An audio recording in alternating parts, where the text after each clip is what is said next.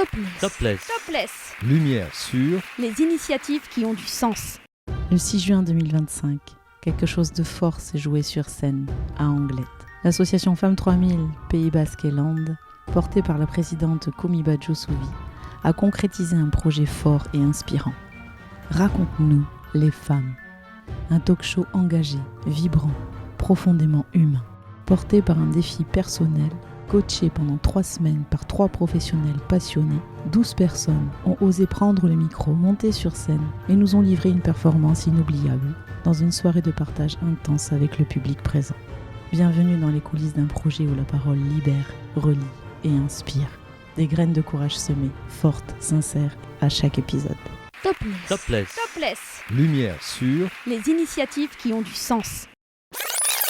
Bonjour Rosen, si tu devais te décrire en quelques mots, qu'est-ce que tu dirais ? Qui es-tu ? Je suis une femme optimiste, une vraie à 100%, et je promouvois l'amour et l'optimisme dans ma vie depuis que je suis née. Voilà, c'est ancré en moi. Dit-elle avec un sourire jusqu'aux oreilles et des yeux pétillants. Est-ce que tu peux nous parler un petit peu de ton parcours ? Alors mon parcours, je viens du milieu sportif, où j'ai été danseuse. Et puis j'ai eu un accident assez grave qui m'a laissé en fauteuil roulant quelques mois. Je suis retournée sur un parcours classique parce qu'à l'époque j'étais en conservatoire de danse. Donc j'ai retrouvé mes parents, la famille, tout le monde. Et là j'ai découvert les arts martiaux. Et en l'occurrence le karaté. Donc ça tombe bien parce que toutes les valeurs, tout ce que je connaissais, tout ce que j'aimais dans la danse, je les ai aussi retrouvés dans le karaté. Je suis allée jusqu'en équipe de France, quand même. Voilà, rien que ça. Et puis après, j'ai arrêté le karaté parce que je suis partie vivre à l'étranger au soleil. J'ai changé, j'ai découvert le fitness. Et quand je suis rentrée en France, j'ai passé 2 brevets d'État. Un brevet d'État de fitness et un brevet d'État de natation.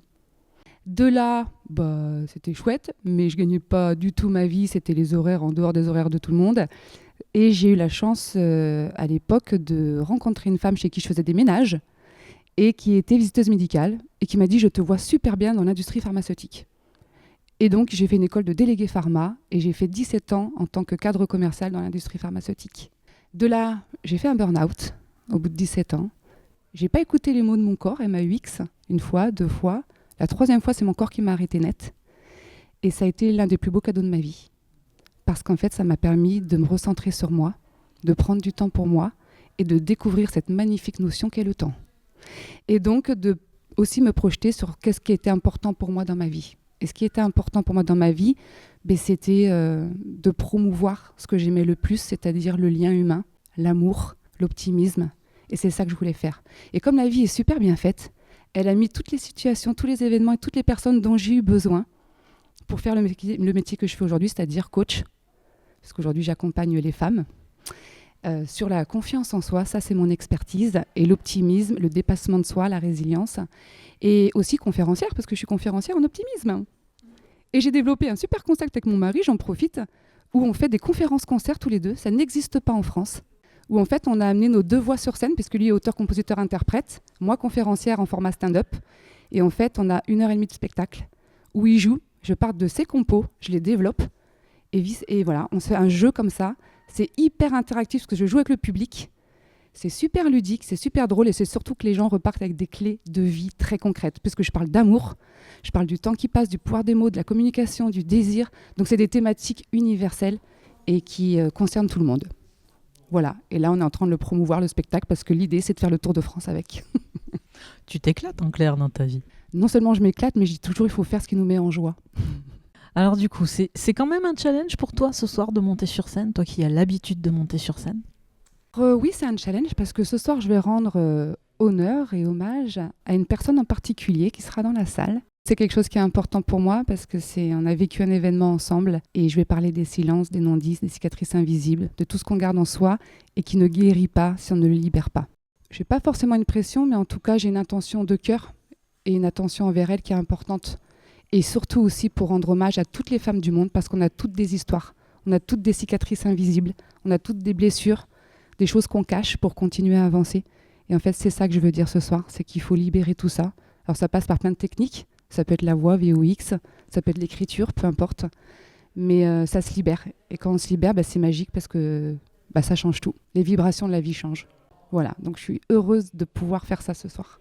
Tu connaissais l'association Femmes 3000 avant cet événement? Comment tu as connu d'ailleurs cet asso et cet événement? En fait, j'ai connu Koumi.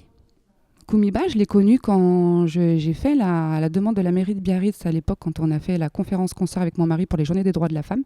Le lendemain, elle est intervenue. Et je suis allée la voir parce que j'avais une amie aussi à moi qui intervenait. Et c'est là que j'ai découvert Koumi. J'ai fait waouh, cette femme, génial, tout. Le sourire imposante, elle sait ce qu'elle dit, c'est calé, c'est placé. Elle passe un vrai message, c'est puissant, il y a de la métaphore. J'ai dit wow, elle est géniale cette femme.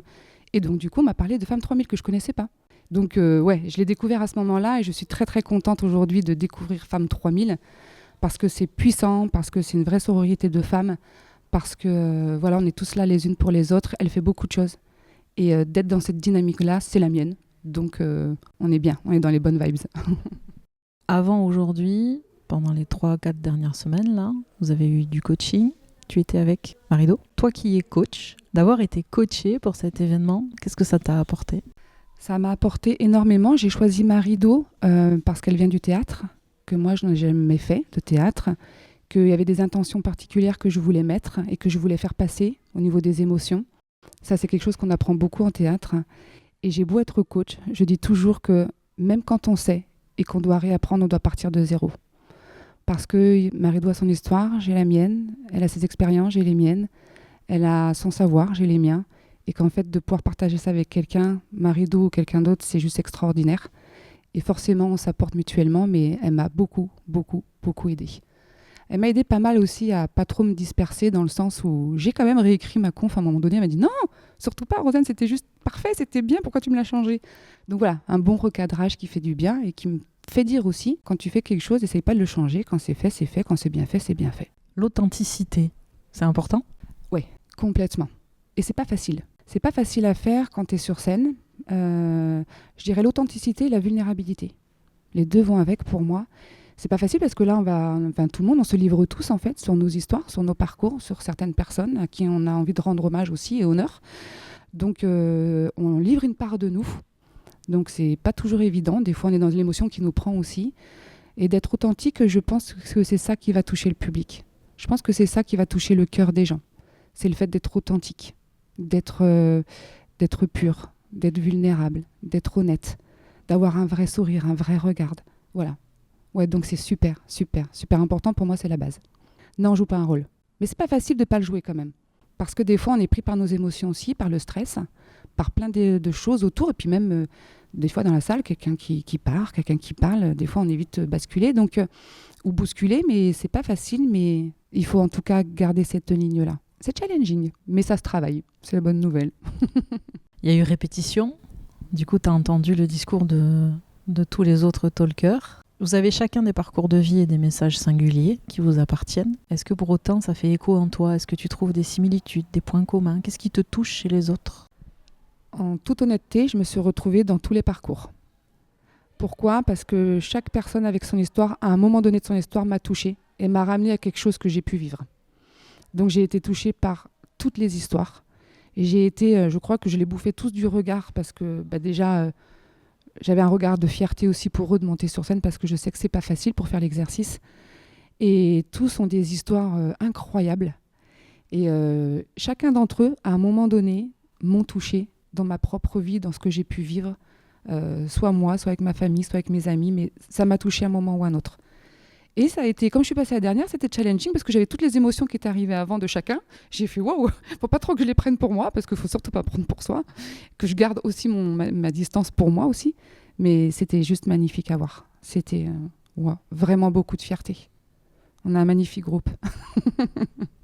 Au final, cette expérience, on n'est pas encore sorti de scène, on est à 2 pas de monter sur scène. Ça t'aura apporté quoi? Ça m'aura apporté déjà une expérience supplémentaire, évidemment. Une nouvelle écriture aussi, pour rendre un hommage. Ça m'aura apporté des rencontres extraordinaires. Ça, pour moi, c'est le plus beau des cadeaux. C'est les rencontres qu'on peut faire les uns et les autres, avant, pendant et après. Des liens humains qui sont là. Tout le monde est bienveillant. Il n'y a pas de jugement. C'est sain. C'est magique. Donc, et puis les histoires de chacun me nourrissent. Et je pense que ça nous nourrit tous. Donc j'avais tout à gagner à le faire, et en tout cas à oser le faire.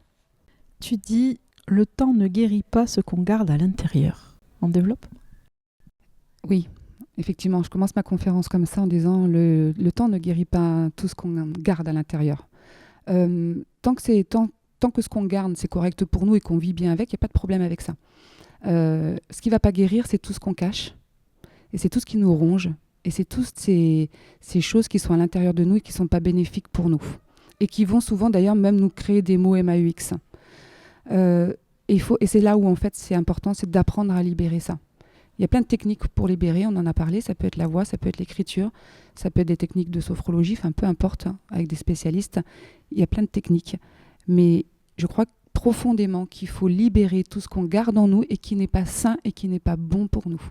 Il faut l'exprimer, il faut le sortir, peu importe la manière qui est la nôtre et qui est la bonne pour nous, mais il faut vraiment l'extérioriser. Et c'est ça qui libère en fait. Quand on garde des choses où on sent que ça nous affaiblit, que ça nous rend triste, que ça nous angoisse, que c'est pas bon pour nous, que ça nous met des émotions désagréables dans le corps, c'est là qu'il faut apprendre à libérer ça. Justement pour être dans la joie, pour être dans le bonheur, pour être dans l'épanouissement, pour être libre, pour casser toutes ces peurs qu'on peut avoir.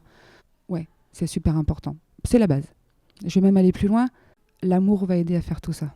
C'est la base de la vie. On nous l'apprend depuis la nuit des temps. Quand les gens apprennent à s'aimer, ils apprennent à se libérer. Ils apprennent à se respecter, à s'écouter. Et en fait, l'amour, pour moi, c'est le terreau de tout. Voilà. Beaucoup de gens, en souffrance pour le coup, disent que c'est pas facile, justement, de s'aimer, d'apprendre à s'aimer. Toi, quand tu coaches, tu as des outils pour aider ces personnes-là ? Comment tu les accompagnes ? Oui, c'est la première chose que je fais. En fait, c'est exactement ça, mon expertise, c'est que j'apprends aux gens à s'aimer. Alors oui, il y a beaucoup de techniques pour apprendre à s'aimer. La première des techniques, c'est que je vais toujours dire à mon client ce qu'il a besoin d'entendre et pas ce qu'il a envie d'entendre. Pourquoi ? Parce que je vais aller dans sa part d'ombre pour l'amener dans sa lumière. Donc, je vais aller vraiment dans des choses très profondes. Alors moi, je me livre beaucoup dans mes coachings, je livre beaucoup de ma personne pour montrer aux personnes que moi aussi, je suis passée par ce chemin-là et qu'ils peuvent y arriver aussi. Alors, il y a des techniques, je vous en donner peut-être quelques-unes. Se concentrer, par exemple, sur le cercle de pouvoir au lieu de se concentrer sur le cercle de non-pouvoir. Le cercle de non-pouvoir, c'est tout ce dont on n'a pas accès. Et la majorité des gens se concentrent dessus. Je n'ai pas accès sur la météo, mais je vais râler parce qu'il pleut. Ouais, ok, mais en gros, on ne peut pas changer la pluie. On va râler sur le climat, sur la partie politique, sur ce que pensent les autres de nous, sur le jugement, la critique. On va vraiment focaliser sur l'extérieur. L'idée, c'est que quand on se concentre sur le cercle de pouvoir, sur ce dont on a le pouvoir sur quoi ? Nos émotions, nos actions, nos comportements, nos ressentis, nos habitudes. Tout ça, en fait, c'est ce dont on a le pouvoir. Et il y en a plein d'autres. Et quand on se concentre sur ça, on revient à l'intérieur de soi. Et on n'est plus sur l'extérieur. Et c'est ça qui est génial parce qu'en fait, à un moment donné, tu t'en fous du regard des autres. Parce que tu as appris à te concentrer sur toi. Qu'est-ce qui te fait du bien ? Qu'est-ce qui est bon là en ce moment pour toi ? Qu'est-ce qui est correct ? Qu'est-ce qui te met en joie ? Et tu t'en fiches de l'autre. C'est pas que l'autre n'est pas important, bien au contraire. Mais tu t'es détaché de ça en fait. C'est comme si tu mettais un filtre devant toi. C'est extraordinaire. Après, il y a la fameuse aussi magie du et. Nous, souvent, les femmes, on a été dans le ou. Tu dois être ça, ou ça, ou ça, ou ça. Ben non. Je peux être une super maman, une super working girl, une super femme d'affaires, une super épouse, et vivre dans la magie du « et ». Quand on apprend ça, c'est extraordinaire. Et puis apprendre à dire non pour se dire oui, poser un cadre, des limites, parce qu'on en a tous besoin, et c'est ultra important. Et ça s'apprend. Donc en fait, apprendre à s'aimer, c'est plein de petites graines, c'est plein de petites choses. Moi, je dis souvent à mes clientes, on va construire ensemble une boîte à outils. Et vous allez mettre plein de choses dans cette boîte à outils. Et vous allez pouvoir chercher tout au long de votre vie tout ce qu'on a mis dans cette boîte pour des choses très précises. Il y a un super exercice que je donne qui s'appelle le E plus C égale R. E, l'événement, c'est le choix, R, la résultante ou le résultat. Tu as un événement, on a parlé de la pluie tout à l'heure, il pleut. Ok, j'ai un choix, je râle. Premier choix, négatif. Je râle, c'est chiant, il fait pas beau, j'avais prévu ça, je vais pas pouvoir le faire. Ok, si tu fais un choix négatif, ça va être quoi ta résultante ? Je vais pas sortir, je vais pas passer à l'action, je vais être triste, je vais pas être dans une bonne énergie. Donc, si tu changes ton choix, c'est cool, il pleut, de toute façon les belles plantes s'arrosent, la terre a besoin d'eau, et puis j'ai pas eu le temps d'aller au cinéma depuis pas longtemps ou de lire un bouquin, je vais prendre le temps de le faire. Je vais peut-être créer mes formations en ligne parce que j'avais pas le temps jusqu'ici, mais comme il pleut, je vais m'y atteler. Donc ça change ta résultante. Et ça, c'est un exercice qui est formidable parce que ça change tous les événements de notre vie. Et d'un événement désagréable, on peut le transformer en un événement agréable. Bon, j'en ai plein d'autres. Hein. Tu vas pas tout nous livrer là. Quel genre de maman es-tu ? Je dirais que je suis une maman assez cool. En tout cas, c'est ce que dirait mon conjoint. Il dirait même, Rosanne, elle est très, très cool. Mon fils dirait que je suis une maman chill. Alors, je crois que c'est plutôt un compliment dans le langage des jeunes. Alors, on va dire que je suis une maman chill. Alors, je travaille beaucoup sur la confiance. Ça, c'est la base de mon éducation. Parce que j'ai été élevée comme ça. Mes parents m'ont beaucoup fait confiance et on leur rendait bien. Et je crois que ça marche aussi bien avec mon fils. Et puis, je prône l'autonomie. Ça, c'est quelque chose d'important. Je veux vraiment qu'Ethan soit en joie dans tout ce qu'il fait et puis qu'il expérimente la vie le plus possible. Je te remercie beaucoup, Rosanne. Si tu voulais rajouter quelque chose là, ce serait quoi pour conclure ? J'ai envie de dire, le monde a besoin d'optimisme. Le monde a besoin de voir les choses du côté positif. Bien sûr que quand on regarde un verre à moitié plein, il est aussi à moitié vide. Mais ça s'apprend à le regarder à moitié plein. On a vraiment besoin de ça. J'ai envie de dire aux gens, sortez de tout ce qui est pas bien pour vous, tout ce qui est anxiogène, et concentrez-vous surtout sur tout ce qui va super bien dans votre vie. Pratiquez la gratitude, parce que la vie, elle est magique. Tout est magique, on a un cœur qui bat. Moi, la première chose que je fais le matin quand je me lève, c'est que je gratifie mon cœur qui bat, parce que ça me permet de faire une nouvelle journée, de rencontrer des nouvelles personnes, de créer des nouvelles opportunités, de créer un nouveau projet. Et même quand j'ai des challenges de vie, parce que comme tout le monde, j'en ai plein, mon cœur qui bat, ça me permet aussi de relever ces challenges. Donc c'est un vrai cadeau de la vie. Je finirai sur ça. Merci beaucoup, Rosanne. Merci beaucoup à toi. Juste après l'hommage que Rosanne fait pour Raconte-nous les femmes, qu'avec inspiration elle termine par un slam, elle nous livrera ses impressions et le petit mot de la fin, à savoir quelques conseils et paroles qui font du bien.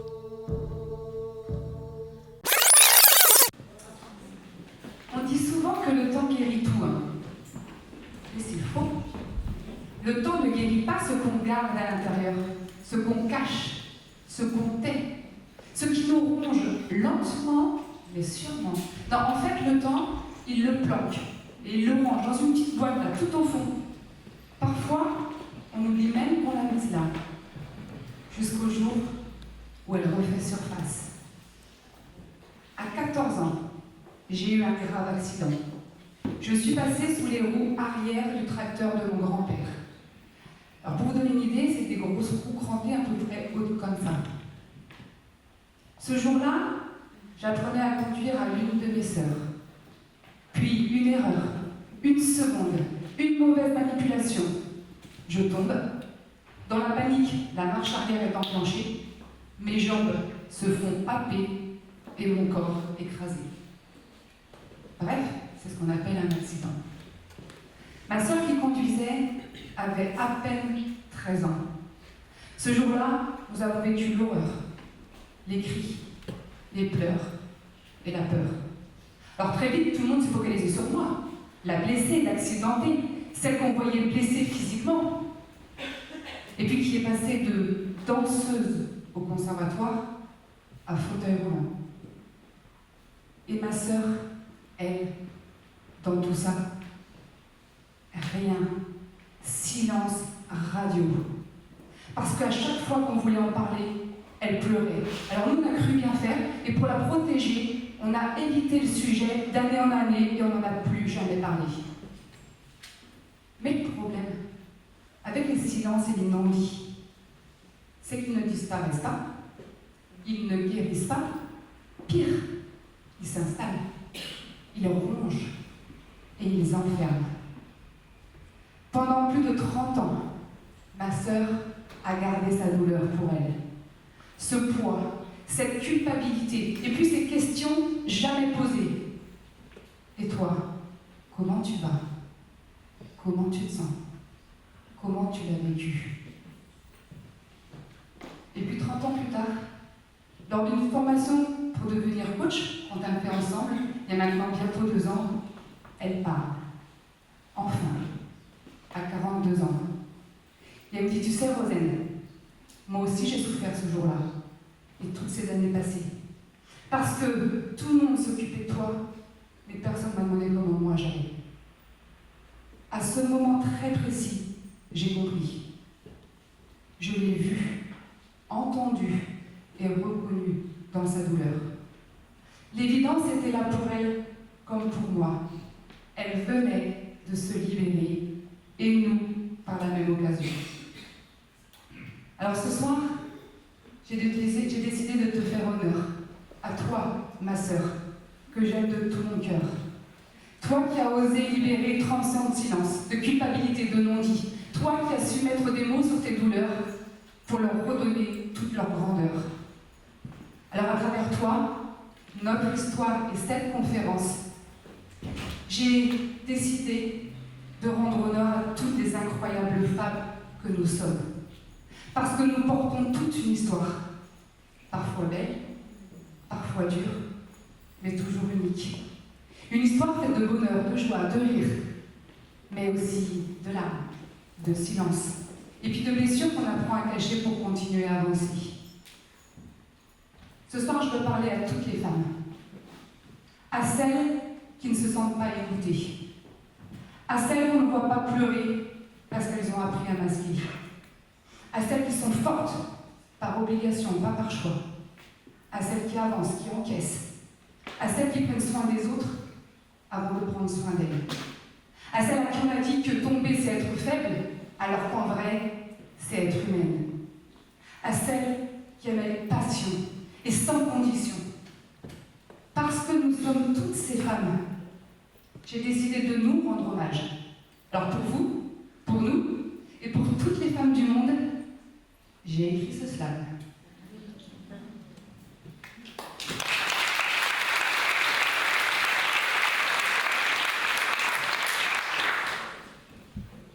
C'est gentil, hein.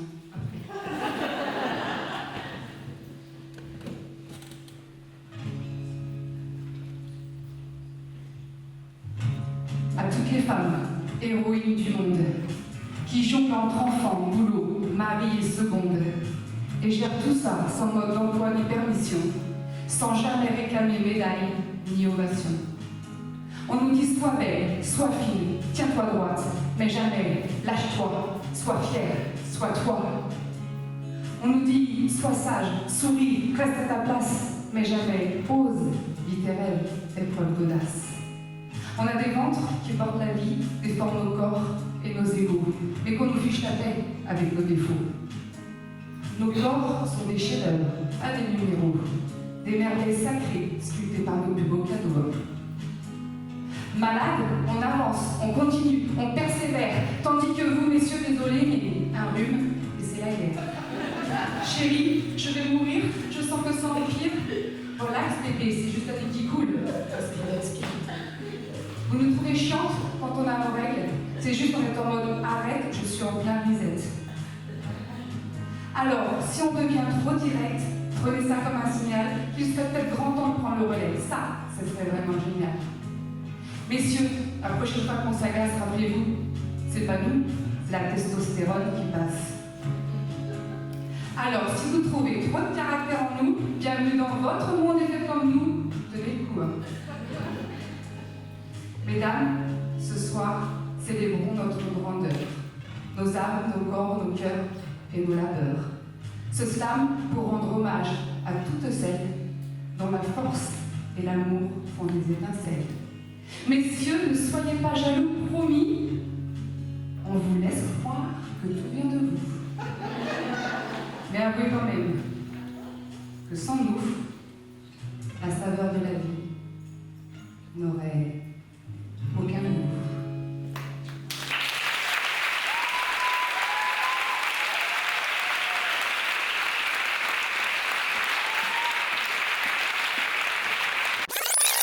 Qu'est-ce qu'on ressent une fois sur scène devant le public ? Alors personnellement, je me sens à ma place. Je me sens au bon endroit. En fait, comme si la scène m'avait toujours appelée. Alors j'ai le trac, bien sûr. Mais je dirais que c'est le bon trac. C'est celui qui permet d'oser, de me dépasser, d'aller de l'avant. Et puis il y a aussi le stress, évidemment, de toute la préparation. Et puis l'envie de bien faire. Parce que oui, quand on monte sur scène devant un public, on a envie de donner le meilleur de nous et de transmettre le meilleur message possible. Alors en fait, c'est ça. C'est faire passer un message avec, en tout cas pour ma part, avec amour, authenticité et de toucher le cœur du public. Qu'est-ce qu'on ressent en sortant de scène ? Je ressors avec beaucoup de fierté. J'ai de la fierté d'avoir livré, d'avoir donné, d'avoir partagé et d'avoir fait un cadeau au public, mais également à moi-même. Parce que sur scène, je me sens moi dans mon entièreté. Parce que je ne triche pas, je suis là, dans l'instant présent, connectée au public, à mon message, à mes émotions, mon ressenti. Et c'est pour ça que j'aime bien donner souvent l'image que la scène, c'est un peu comme un feu d'artifice intérieur. C'est intense, c'est vibrant, et puis ça laisse des étincelles longtemps après. Et ça, c'est magique. Est-ce que tu ressens un avant et un après ? Qu'est-ce qui a bougé en toi suite à cette expérience ? Alors oui, bien sûr, il y a un avant et un après, surtout avec toutes les questions qui se bousculent dans ma tête, dans le avant. Et si j'avais un trou de mémoire ? Et si le public n'était pas réceptif ? Et mon message, va-t-il passer ? Et puis, avant de passer, je me mets dans ma bulle. Je fais de grandes respirations. Je visualise et me connecte à mon pourquoi et à ce qu'il y a de plus grand que moi.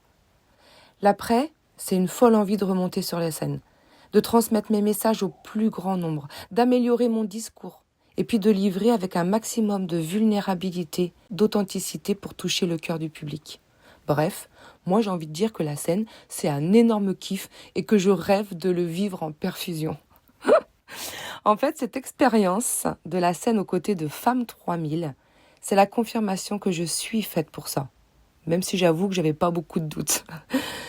Surtout quand le public vient me voir à la fin pour me remercier, pour me dire qu'il a été touché, qu'il a ri, pleuré et que mon slam a été une vraie pépite. Alors déjà, merci pour le public, merci à Femmes 3000, merci à la mairie d'Anglet, merci à toutes les personnes dans l'ombre qui nous ont permis de réaliser ce projet, cette conférence et de rendre hommage aux femmes. Merci infiniment aussi à toi Gwenaëlle et à très très vite. Bisous bisous.